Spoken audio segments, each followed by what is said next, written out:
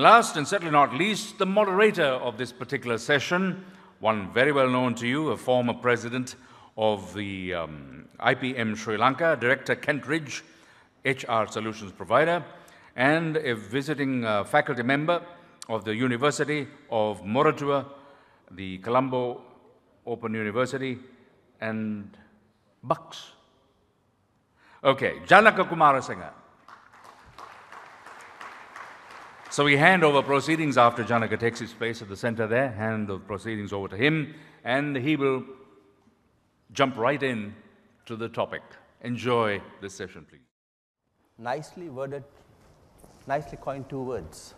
I asked a friend of mine, what do you mean by economic optimism? It's a state of mind. Then I asked, is it a timely topic to talk about economic optimism? He asked me whether there is a better time to speak about economic optimism. Waning of a global recession, end of a prolonged conflict, Asian economic boom, especially the South Asian part of it, and political stability. So there is no better time to speak of economic optimism. Of course, it's a state of mind. The mind is faster than the reality. Also, there are different challenges. But despite this, we are here today to discuss about this theme. President IPM, distinguished panel members, eminent panel members, distinguished ladies and gentlemen.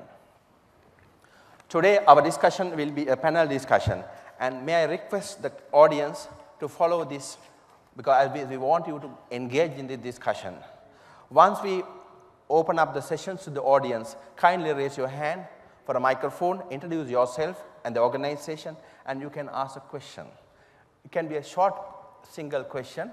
Better not to give your perspective, ask a question. So with that background, let's start. We have an eminent panel of business leaders here, local and international. And we know all organizations are affected by the environment factors. So in the current environment context, this optimistic environment context, what are the business challenges we face? What are the HR implications of these business challenges or business opportunities? I may pose this question to a gentleman who is having his first public appearance after stardom, or from IFA stage to IPM stage, Mr. Ranjit Page.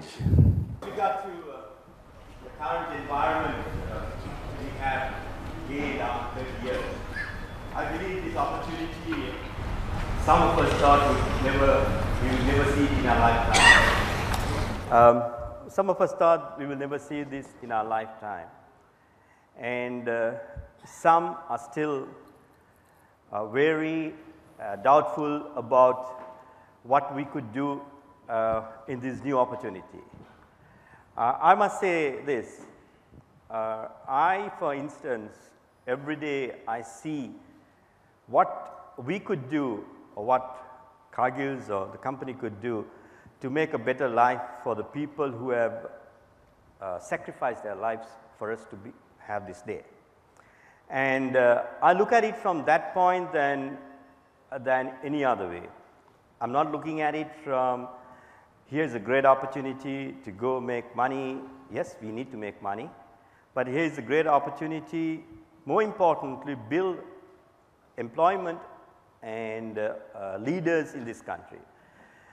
Leadership in business, not in anything else, but the opportunity firstly is to create employment in the marketplace.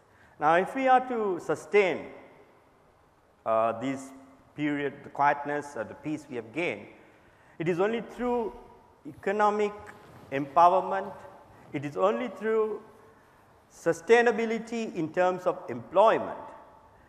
We have many opportunities. We have opportunities in terms of tourism. A lot of people talk on tourism. There are opportunities in terms of consumerism increasing, so retail we believe would play a vital role or create employment. We have opportunities where smallholder farmers or SMEs, entrepreneurs, who could create products for us to meet our day-to-day needs. All this requires dedication and probably some sacrifice from us. Most of us, I believe, who are here are in the field of HR. And I believe HR is so important in any organization. In the good old days, HR was simply just personal management. But HR is the most important ingredient in the organization. I can say from where I come, the people are the most important asset the company has.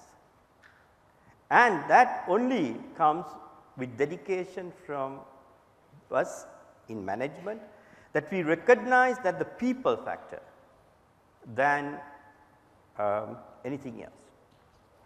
Once we get that right, the rest falls in place.